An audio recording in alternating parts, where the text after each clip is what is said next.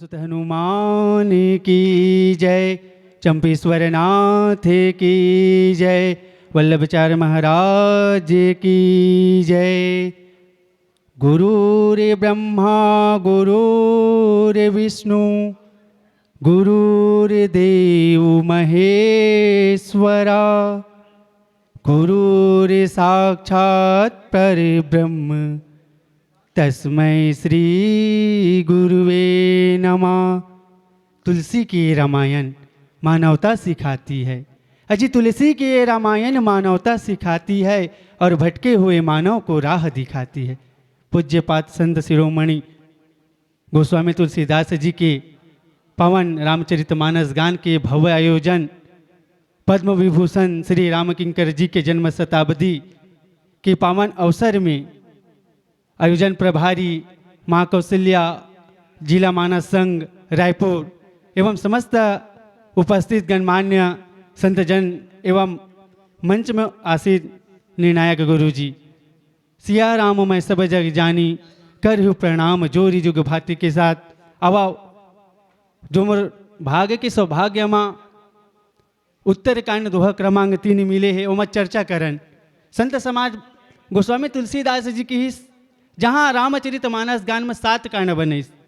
प्रथम कांड रहीस बालकांड और षष्ठम सोपान रहीस लंका कांड, जहाँ विभिन्न प्रकार के प्रसंग में चर्चा करे के अवसर मिलिस, जहाँ मन में संशय प्रकट होइस, मन में जिज्ञासा प्रकट होइस। जैसन लखन जी महाराज ला जिज्ञासा प्रकट हो रहीस, जे समय पंचवटी में निवास करीस भरत जी महाराज ला संशय प्रकट होइस, माता सबरी कैसा मैं स्तुति करूँ करके मन में धीरज बनईस।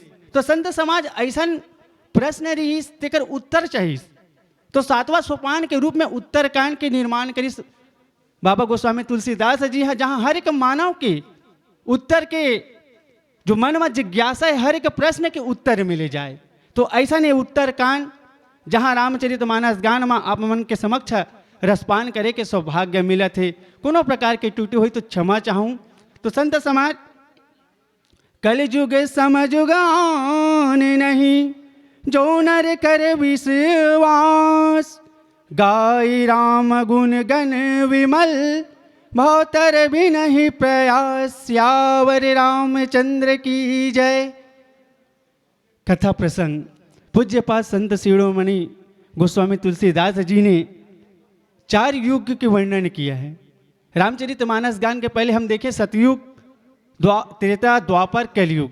जिस कलयुग में सर्वप्रथम काकभूषुंड जी महाराज इस उत्तरकांड में गरुड़ जी के समक्ष संवाद की चर्चा करते हैं, जहाँ गरुड़ जी के मन में जिज्ञासा थी कि हे काकभूषुंड जी महाराज, आपने कौवा का रूप कैसे धारण किया, आपने श्री रामचरितमानस गान का पठन पाठन कहाँ से किया, आप भोलेनाथ जी के कृपा से इस प्रलय काल में भी आप कैसे बच जाएंगे, और आपके आश्रम में आने से मुझे मोक्ष और भ्रम की जो गति थी उसे दूर कैसे हुआ। तो इसी प्रश्न को पूछते हुए गरुड़ जी महाराज ने काकभूषुंड जी के समक्ष प्रश्न किए। उसके उत्तर देते हुए कहें कि हे गरुड़ जी महाराज, एक कल्प था कलयुग जिसकी मैं आपको गाथा बताता हूँ। और वास्तविक संत समाज हमारे वेदों के ज्ञाता वेदव्यास जी ने भी कलयुग को सर्वश्रेष्ठ कहा था। तो कैसे कलयुग के बारे में चर्चा किए थे, तो जैसे ब्रह्मा जी के द्वितीय परार्ध के रूप में जो द्वितीय परार्ध के साथ जो वराह नाम के एक कल्प था, उस वराह कल्प में वैवस्वत नाम के जो मनवंतर हुआ 7वें नंबर की, जहाँ श्वेत वराह के कल्प में 7वें क्रम के मनवंतर वैवस्वत मनवंतर के साथ 28वें क्रम के जो कलयुग है उस कलयुग की चर्चा करते हैं। तो आओ संत समाज देखन कलयुग समयुग आन नहीं, अर्थात कलयुग को सर्वश्रेष्ठ क्यों कहा गया।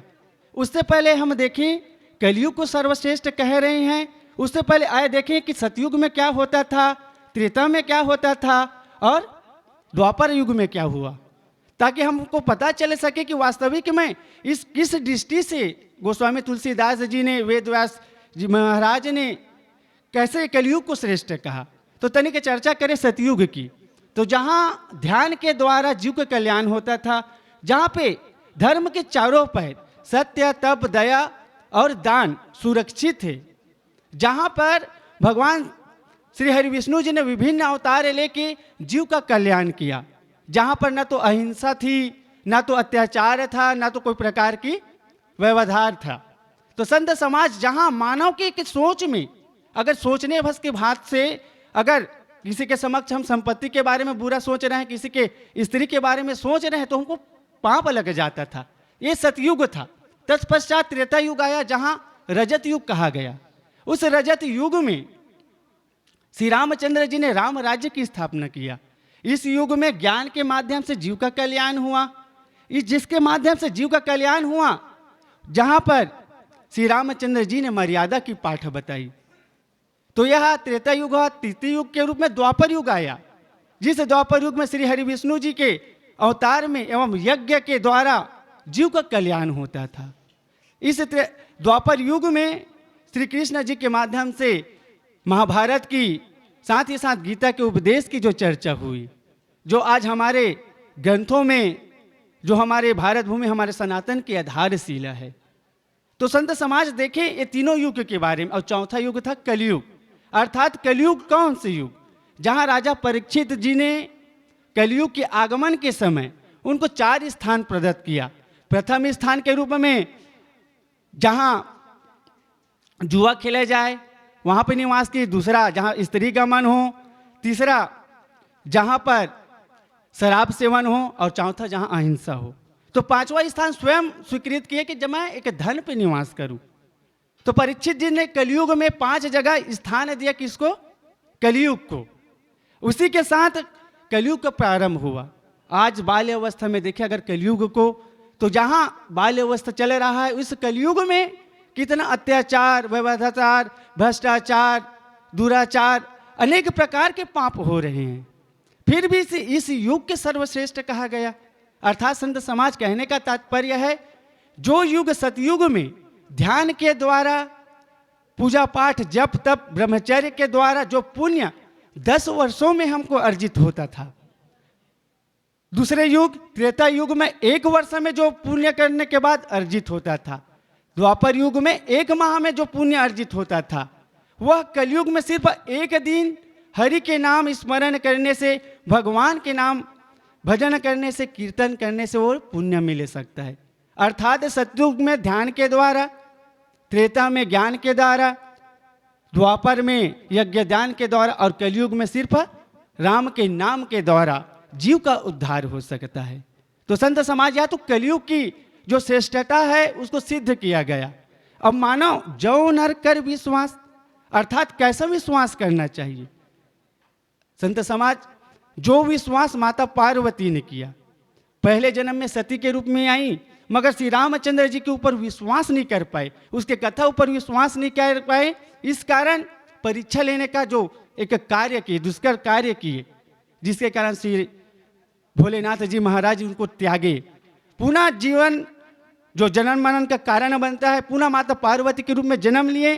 और जन्म लेने के पश्चात जब दृढ़ विश्वास किए, और दृढ़ विश्वास करके जब जन्म लिए, रघुपति की जो प्रसंग सुनने की जो चर्चा किए, वैसा विश्वास करना चाहिए। जैसा विश्वास अंगद जी महाराज में भरी सभा में रावण के राज दरबार में अपने पैर को जाम के कह दिया कि आओ, जो भी अगर ताकत है, मैं राम का आधार लेके, राम के नाम लेके या करता या प्रतिज्ञा करता हूँ, जो भी अगर इस पैर को हिला दे या इस जगह से हिला दे, तो मैं सीता को हार के चला जाऊंगा। तो ऐसा दृढ़ विश्वास करना चाहिए। तो संत समाज नर कर विश्वास, अर्थात यहाँ पे नर को संबोधित किया गया है, न कि नारी को, क्योंकि मनु और शतरूपा के रूप में हमारे सनातन का क्या हुआ है? जन्म हुआ है, जीव का जन्म हुआ। तो यहाँ पे नर को ही विश्वास करने के लिए क्यों कहा गया है? क्योंकि हमारे सनातन धर्म में कहा गया है, जहाँ नारी प्रतिव्रता धर्म का पूर्ण निष्ठा के साथ अगर पालन करे, तो उनको अन्य प्रकार की पूजा पाठ करने की कोई जरूरत नहीं है। जहाँ नारी को अपने पति की निष्ठा भाव से सेवा करे, तो उनको पुण्य मिले जाता है। तो संत समाज यहाँ पे नर के विश्वास के बारे में, नर के कौन से आधार बनाएं, तो हमको विश्वास कैसा करना चाहिए? माता पार्वती की तरह, माता सबरी की तरह, अंगद जी की तरह विश्वास करना चाहिए, ताकि हमको अटल रूप से राम नाम का जो सार मिले, राम नाम की जो भक्ति मिले, उसके आधार पर हमें जीव का कल्याण हो। तो संत समाज आगे, गाय राम गुण गण विमल भवतर बीन ही प्रयास, अर्थात मानव इस कलयुग में श्रेष्ठ कहला रहे हैं, इस कलयुग को श्रेष्ठ तो कह रहे हैं, मगर आज मानव आधुनिकता के चकाचौंध में ऐसे खो चुके हैं कि जहां भगवान जी के जीव और शिव के बीच जो मिलन है, वो मिलन सिर्फ औपचारिकता है। आज देखते हैं पूजा पाठ करते हैं तो सिर्फ एक औपचारिकता रहता है। जहां रामचरितमानस गान हो रहा है, अभी भी देखते हैं कि जगह खाली दिख रहा है। ये सामाजिक और वास्तविक आधुनिक दुनिया का प्रभाव है, एक कलयुग का प्रभाव है। इसी कारण जहां राम भजन हो, जहां राम कीर्तन हो, जगह खाली दिखता है, और जहां पे नाचा हो, जहां पे ऑर्केस्ट्रा हो, जगह भरा भरा दिखता है। तो संत समाज कलयुग की बात कही गई कि राम के गुण को कैसे आधार माने और कैसे प्रयास करें इस कलयुग में। अर्थात संत समाज कलयुग में बैठ के अगर हम भगवान का कीर्तन करते हैं, भजन करते हैं, तो मन भटकता है। किसी भी चीज का अगर ध्यान करें या आरती करें या तो जप करें या तप करें, मन भटक जाता है। तो हमारा मन भटकता नहीं, भटकाया जाता है। किसके माध्यम से? कलयुग के माध्यम से। क्योंकि जो सतयुग का भजन है, सतयुग का तो काम है, वो कलयुग में करेंगे तो कैसा बर्दाश्त करेगा। जीव सोचते हैं कि भजन करने से हमारा कल्याण होगा, मगर संत समाज सिर्फ भजन करने से हमारा कल्याण नहीं होगा, क्योंकि यह जन्म क्या है? दुखालय है। अर्थात जन्मत मरत दुसह दुख होई। जब हम जन्म लेते हैं तब से दुख लेते हैं, और मरने के पश्चात भी दुख झेलते हैं। तो भजन का लाभ कैसे होगा? राम को हम कैसे आधार माने, राम के नाम को कैसे सार माने? तो संत समाज सार मनाने का तात्पर्य है, अगर जहां मानव एक दिन के भजन में, एक दिन के कीर्तन में, एक दिन के जप में, एक दिन के तप में अगर राम राम जप के, कहते नहीं राम रामेति रामेति रामे रामे नमा सहस्त्र नामम तत्तुल्यम राम नामम वरानने। अर्थात एक बार, दो बार, तीन बार अगर राम राम बोल दिया जाए तो 1000 बार श्री हरि विष्णु जी के नाम का जो पुण्य मिलता है, वह पुण्य हमें सिर्फ एक नाम से मिल सकता है। तो भाव से पार होना है तो निश्चित ही कलयुग काल में अगर भजन कीर्तन करते हैं तो हमको भजन कीर्तन में हमारे अडिगता दिखाना होगा, सच्ची श्रद्धा दिखानी होगी, सच्ची भक्ति दिखानी होगी। क्योंकि कलयुग अपना प्रयास करेगा कि तुम भजन मत करो, कीर्तन मत करो, तुम्हारा कल्याण नहीं होने वाला। अगर गलत व्यवहार कर रहे हैं, देखना गलत व्यवहार कर रहे हैं, जो गलत संगत में है ना, उसको सुखी दिखाते हैं। उसको जो मद्यपान कर रहे हैं, जो शराब का सेवन कर रहे हैं, उनको क्या दिखाते हैं? सुखी दिखाते हैं। और जो भजन कीर्तन करते हैं उसको दुखी दिखाते हैं। इस कारण क्योंकि भजन का जो लाभ है वो आपको भविष्य में मिलने वाला है। कैसे भविष्य में मिलेगा? संत समाज भजन का प्रभाव वैसी है, जब हमारे समक्ष कोई अगर विपदा आ जाए, अगर दुख आ जाए ना, तो हरि नाम के जप से ही उस विपदा को सहन करने की क्षमता मिलती है। संत समाज भवतरहि बिन प्रयास, अर्थात कहने का तात्पर्य जब तक मानव इस कलयुग में प्रयास नहीं करेगा राम नाम जपने का, क्योंकि कलयुग इसमें पूरा प्रभाव डालेंगे।